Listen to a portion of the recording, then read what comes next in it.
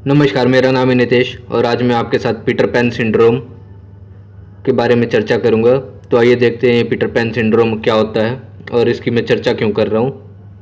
तो हाल ही में क्या हुआ है कि मुंबई में एक विशेष अदालत ने नाबालिग का यौन शोषण करने वाले आरोपी को इसलिए जमानत दे दी क्योंकि वह पीटर पैन सिंड्रोम से पीड़ित था। तो मुंबई में एक अदालत थी, तो उसने क्या किया, एक नाबालिग का यौन शोषण करने वाले व्यक्ति को जमानत दे दी क्योंकि वह पीटर पैन सिंड्रोम से पीड़ित था। सिंड्रोम लक्षणों और संकेतों का एक संयोजन होता है। तो ये जो सिंड्रोम है वो लक्षण और जो संकेत हैं, मतलब जो भी सिंड्रोम के सिम्टम होते हैं और जो साइंस होते हैं, इनका एक मिक्सचर है, एक साथ दोनों ही दिखते हैं। तो जो एक साथ किसी रोग प्रक्रिया का प्रतिनिधित्व करते हैं। सिंड्रोम इस तरह के लक्षण हो गए जो कि एक ही साथ किसी एक रोग की प्रक्रिया का प्रतिनिधित्व करते हैं, मतलब किसी एक रोग की जो प्रोसेस है उसके बारे में बताते हैं। पहले ही ये लक्षण दिखाई देते हैं जिससे किसी भी एक खास रोग का पता लगता है। तो पीपीएस जो ये पैन सिंड्रोम है, पीटर पैन सिंड्रोम, एक मनोवैज्ञानिक स्थिति है जिसका उपयोग एक ऐसे वयस्क व्यक्ति का वर्णन करने के लिए किया जाता है जो सामाजिक रूप से अपरिपक्व है।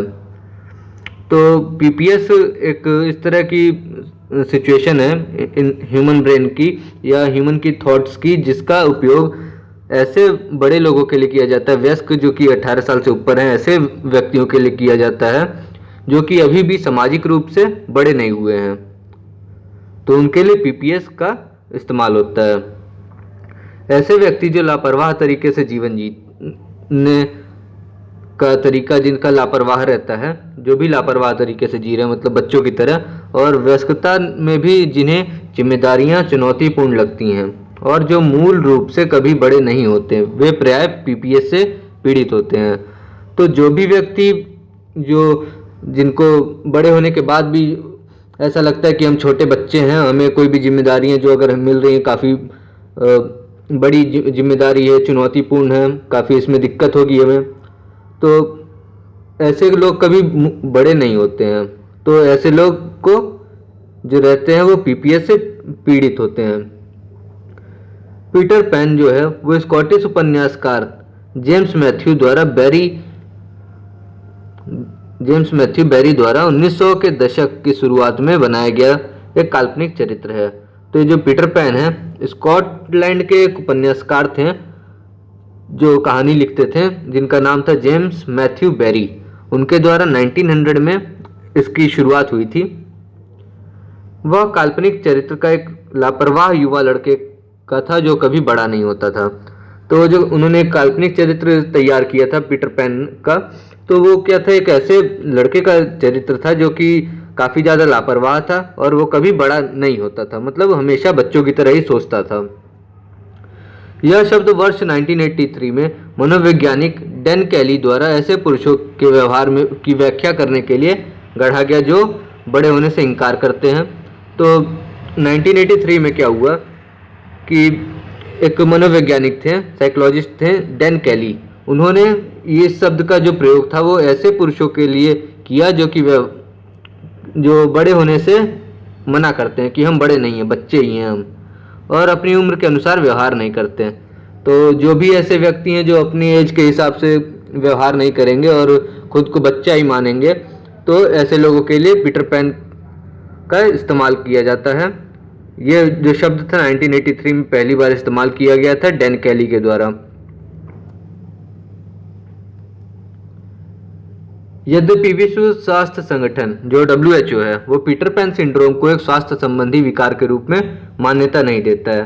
तो जो WHO है वो पीटर पैन सिंड्रोम को मान्यता नहीं देता है, उसके जो पीटर पैन है वो WHO की लिस्ट में शामिल नहीं है। लेकिन कई विशेषज्ञों का मानना है कि यह एक मानसिक स्वास्थ्य स्थिति है जो किसी के जीवन की गुणवत्ता को प्रभावित कर सकती है।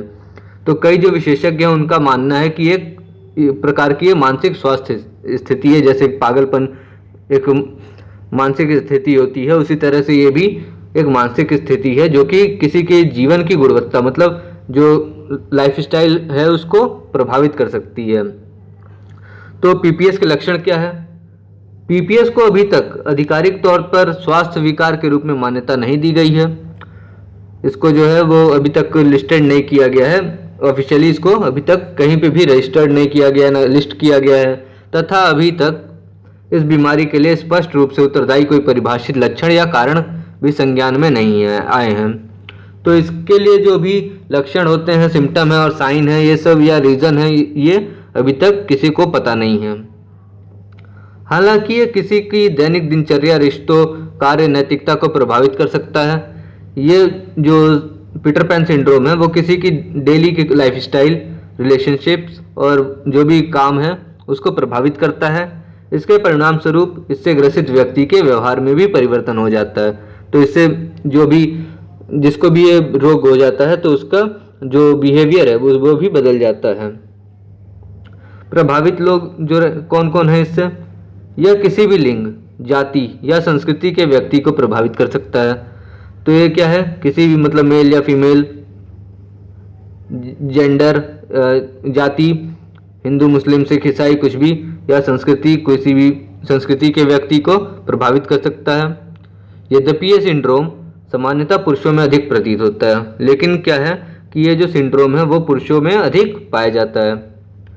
यह उन लोगों को प्रभावित करता है जो बड़े होने में असमर्थ महसूस करते हैं। तो ये किनको प्रभावित करेगा? जो कि खुद को बड़े होने में असमर्थ महसूस करें या महसूस नहीं करते, मतलब जो कि खुद को बच्चा मानते हैं, तो ये उन लोगों को प्रभावित करता है। यानी शरीर तो वयस्क का होगा लेकिन इनका दिमाग बच्चे के समान होगा। इस सिंड्रोम से ग्रसित लोग नहीं जानते कि कैसे बच्चे की तरह व्यवहार करना बंद करना है, या वे ऐसा करना ही नहीं चाहते हैं और माता या पिता बनना शुरू करते हैं। तो इस सिंड्रोम से जो भी लोग ग्रसित होते हैं वो बच्चे की तरह व्यवहार करना बंद नहीं कर पाते, या वो उनको यही नहीं पता होता है कि कैसे बड़े हुआ जाए या वयस्क कैसे हुआ जाए, एडल्ट कैसे हो, ये वो नहीं जानते हैं।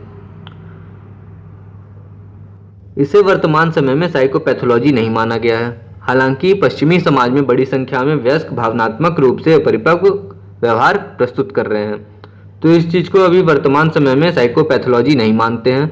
लेकिन क्या हो रहा है कि जो वेस्टर्न कल्चर है उसके अंदर काफ़ी बड़ी संख्या में जो वयस्क हैं, बड़े लोग हैं, वो भावनात्मक रूप से अपरिपक्व हैं, अभी बड़े नहीं हुए हैं, मतलब उनकी जो मेंटल एबिलिटी है वो काफ़ी ज़्यादा डेवलप नहीं हुई है।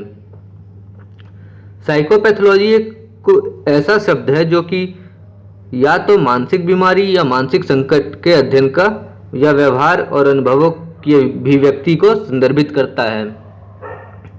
तो साइकोपैथोलॉजी क्या हुआ? एक ऐसा शब्द जो कि किसी भी दिमाग से जुड़ी हुई जो बीमारी है या कोई भी संकट है दिमाग का, उसका अध्ययन करे, उसकी पढ़ाई करे या व्यवहार और अनुभवों की अभिव्यक्ति की संदर्भित करता है।